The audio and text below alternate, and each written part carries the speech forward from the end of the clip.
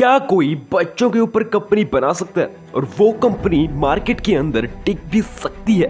तो जी हाँ, ऐसी एक कंपनी है जो स्पेशल बच्चों के लिए ही बनाई गई है और आज की तारीख में उस कंपनी ने अपनी मार्केट वैल्यूएशन पूरे 43 मिलियन डॉलर के करीब कर ली है। और दोस्तों, इस कंपनी को बने कोई ज्यादा टाइम भी नहीं हुआ है। इस कंपनी को बने सिर्फ 3 ही साल हुए हैं। अगस्त 2019 के अंदर इस कंपनी को बनाया गया था। और दोस्तों, इस कंपनी को बनाने वाले बहुत ज्यादा यंग है। इन यंगस्टर ने अपनी बेहतरीन स्ट्रेटजीज के कारण और अपने बेहतरीन दिमाग के कारण अपने 10 मिलियन डाउनलोड कंप्लीट करा लिया है अपने ऐप पर। तो जी हाँ, मैं बात करने जा रहा हूँ फैमपे कंपनी के बारे में। फैमपे ने बच्चों की प्रॉब्लम को तो समझा ही है, लेकिन साथ में उन्होंने पेरेंट्स की प्रॉब्लम को भी समझा है और पेरेंट्स की प्रॉब्लम को देखकर इन्होंने फैमपे को इन्वेंट किया है। जहां पेरेंट्स को बहुत ज़्यादा डर लगता था अपना कार्ड देते हुए बच्चों को कि वो सारा पैसा गेम पे उड़ा देंगे, तो उन्होंने इस प्रॉब्लम को देखकर बच्चों के हाथ में डिजिटल वॉलेट थमा दिया और उन्हें फ्रीडम से दिलवा दी है और सबकी टेंशन दूर कर दी है। कैसे उन्होंने फैमपे को बनाया और सबकी प्रॉब्लम दूर की, वो मैं बताऊंगा आपको इस वीडियो के अंदर। So guys, please watch this video till and. Through this video will know about something new. तो गाइज, मैं तो आपसे बस यही कहूंगा कि वीडियो के बाहर जो लाल कलर का सब्सक्राइब बटन है, इसको दबाकर अपनी फीस पूरी कर दीजिए और वीडियो में अंदर आकर वीडियो में पूरी तरीके से खो जाइए।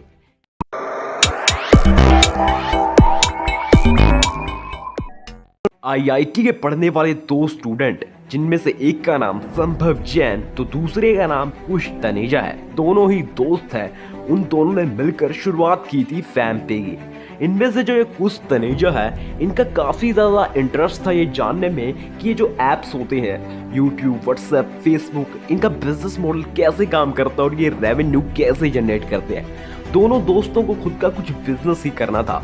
तो एक रात जब ये साथ बैठे हुए थे तो ये सोच रहे थे कि आजकल मार्केट में जो भी प्रोडक्ट्स आ रहे हैं वो तो सिर्फ अडल्ट्स के लिए आ रहे हैं, बल्कि आने वाली जो पॉपुलेशन की नींव है वो तो बच्चे ही है। तो बच्चों के लिए भी तो कुछ प्रोडक्ट्स बनने चाहिए। इनका कहना ये है कि अगर छोटी सी उम्र में ही बच्चे को पैसे की वैल्यू सिखा दे तो वो बच्चा आगे जाके सक्सेसफुल ज़रूर होता है।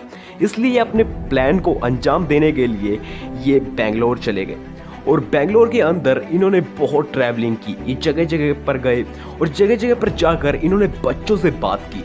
बच्चों से बिल्कुल ये लोग घुल मिल गए और बच्चों से पूछा कि आपको क्या पॉकेट मनी मिलती है?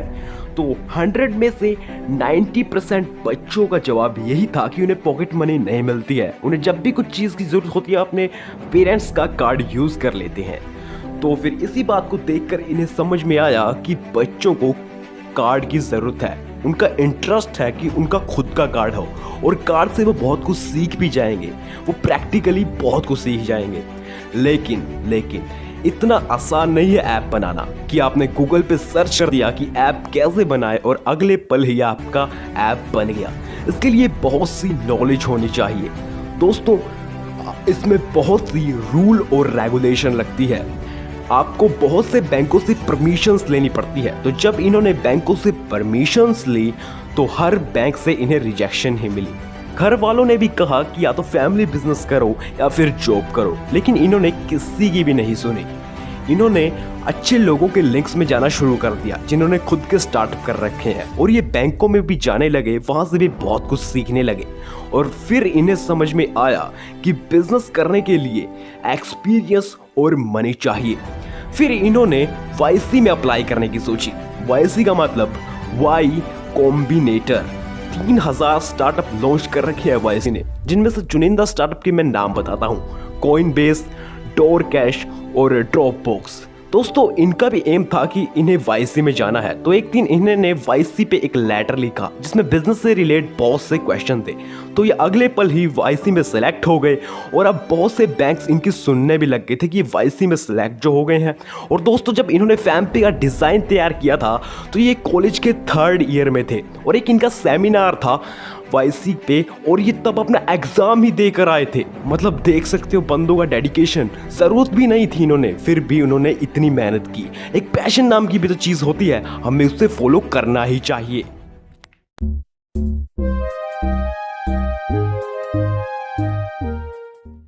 दोस्तों वाईसी एंटरप्रेन्योर्स को कुछ फंडिंग देती है और 3 महीने के बाद चेक करती है कि कंपनी ने कितने गोल अचीव किए। सब कंपनी के गोल अलग अलग होते हैं। जैसे कुछ कंपनी के गोल होते हैं कि इन 3 महीने के अंदर उन्हें अपने यूजर्स बढ़ाने हैं, तो कुछ कंपनी के गोल होते हैं कि उन्हें अपनी कंपनी का रेवेन्यू बढ़ाना है बस।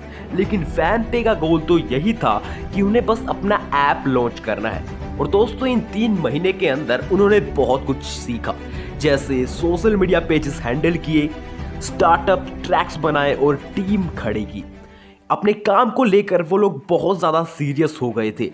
अब मानो वो रात के 10 बजे काम कर रहे थे तो सुबह के 10 बज जाते थे काम करते करते। और दोस्तों फैनपे से पहले भी उन्होंने एक ऐप बनाई थी जो काफ़ी सिंपल थी, लॉगिन करो और पेमेंट कर दो QR कोड स्कैन करके। लेकिन उन्होंने उस ऐप को बंद कर दिया। ऐप के यूज़र भी बढ़ रहे थे, लेकिन वो बताते हैं कि उस टाइम पे वो सीख ही रहे थे, इसलिए उन्होंने उस ऐप को बंद कर दिया। अब दोस्तों वाईसी की तरफ से फैनपे के लिए फंडिंग आ गई थी और फंडिंग का अमाउंट था पूरे 1 करोड़ रुपए।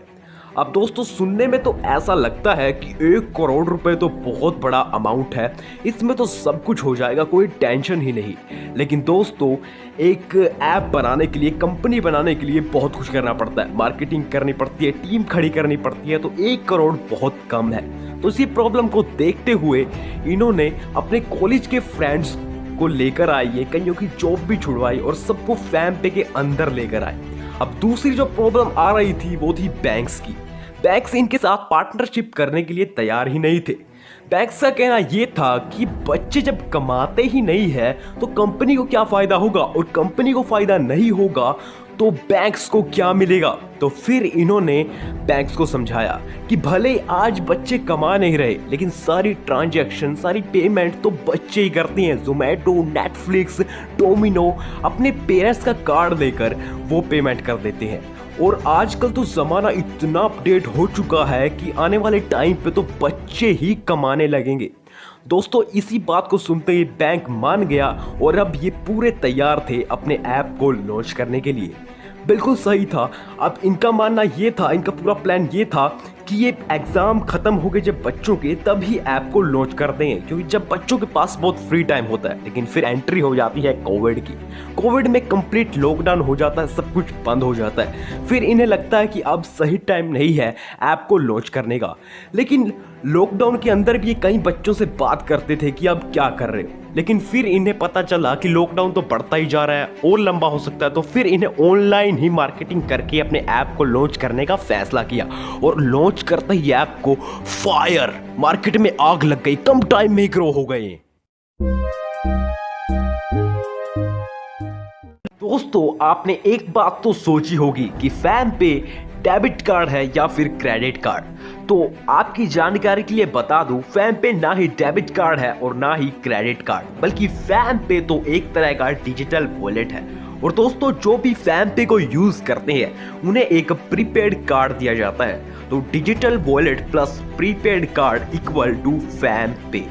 और दोस्तों फैनपे के जो फंक्शन होते हैं काफ़ी ज़्यादा यूनिक होते हैं, इसके फीचर है बिल्कुल अलग होते हैं। आप इसके अंदर इंटरनेशनल ट्रांजैक्शन नहीं कर सकते हो, क्योंकि ये ऐप सिर्फ टीनेजर्स के लिए है। और आपका अकाउंट भी आपके पेरेंट्स ही ओपन कर सकते हैं और पूरा कंट्रोल्स आपके पेरेंट्स का होता है इसके ऐप पर। और दोस्तों अगर आपके अकाउंट में कुछ पैसे डलवाने हैं तो आपके पेरेंट्स ही डलवा सकते हैं। आप कहीं और से इनकम करते हो तो भी आप इसमें नहीं डलवा सकते। पूरा हिसाब आपके पेरेंट्स के पास जाता है आपका अकाउंट का। इससे पेरेंट्स की काफ़ी ज़्यादा प्रॉब्लम दूर हो जाती है। और दोस्तों इन्होंने अबव 18 और बिलो 18 के बीच में बिल्कुल एक कॉलम सा बनाया है। जैसे बिलो 18 वाले अकाउंट की लिमिट होती है 10,000 रुपये, लेकिन अबव 18 1 लाख। ट्रांजैक्शन लिमिट 1,000 होती है बिलो 18 वाले में, लेकिन अबव 18 वाले में ऐसा कुछ नहीं है। आप पर्सन टू पर्सन पेमेंट नहीं कर सकते बिलो 18 वाले में, लेकिन अबव 18 वाले में ऐसा कुछ नहीं है। और ईयर की लिमिट होती है पूरे 1 लाख बिलो 18 वाले में, लेकिन अबव 18 वाले में पूरे 2 लाख रुपए। और इतने सही फीचर्स होने के कारण टीनेजर्स के लिए बेस्ट प्लेटफॉर्म है फैनपे। और दोस्तों अब बात कर लेते हैं फैनपे रेवेन्यू कैसे जनरेट करता है, इतनी जो वैल्यूएशन कैसे बनाई है उसने, कमाता है कैसे वो पैसे।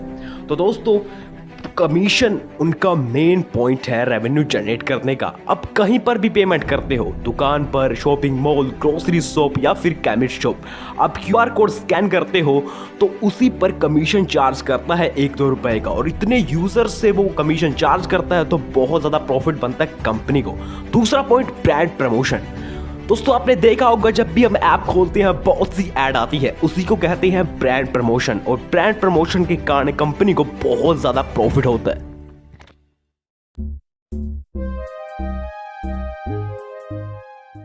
दोस्तों फैमपे को ग्रो कराने के लिए इन्होंने बहुत सी स्ट्रेटजी अपनाई है। जैसे पहली स्ट्रेटजी है the first 1000 user tell how to reach at million.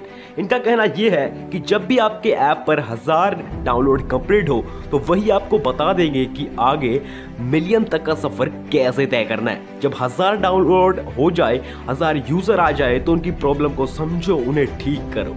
तो अगर आपने ऐसा कर दिया तो आप मार्केट के अंदर अपनी अलग जगह बना लोगे। और दूसरा पॉइंट है रिवॉर्ड। दोस्तों बच्चे इनका ऐप ज्यादा से ज्यादा यूज करें, इसलिए इन्होंने रिवॉर्ड वाला सिस्टम लगा दिया है। अगर कोई बच्चा इनका ऐप डेली चेक इन करे और ट्रांजैक्शन करे तो एक स्टिक बनती जाती है, और वो स्टिक जब पूरी हो जाती है तो बच्चे को एक रिवॉर्ड मिलता है। उस रिवॉर्ड के चक्कर में ही बच्चा इस ऐप को बहुत ज़्यादा यूज़ करता है। और इस ऐप के अंदर रेफर कोड वाला सिस्टम भी है। अगर कोई ज़्यादा रेफर करता है ऐप को तो उसे फैम कॉइन मिलते हैं, और फैम कॉइन के चक्कर में वो इनके काफ़ी ज़्यादा डाउनलोड बढ़वा देता है। तो तीसरा पॉइंट है फैम कार्ड डिज़ाइन। दोस्तों आपने आम क्रेडिट कार्ड तो देखा होगा, उसके ऊपर नंबर्स लिखे होते हैं, लेकिन फैम कार्ड बिल्कुल अलग होता है। वो बिल्कुल यूनिक होता है क्योंकि उसके ऊपर नंबर ही नहीं होते। दोस्तों बच्चों का इमोशन होता है कार्ड, क्योंकि उन्हें लगता है कि ये मेरा ही कार्ड है। और दोस्तों अगर वही कार्ड यूनिक होगा तो बच्चे तो उसे खरीदेंगे ही, बिल्कुल जिद ही करेंगे। और फोर्थ एंड फाइनल पॉइंट है they gave trust to parents. दोस्तों आपको अकाउंट ओपन करने के लिए अपने पेरेंट्स की भी केवाईसी करनी पड़ती है।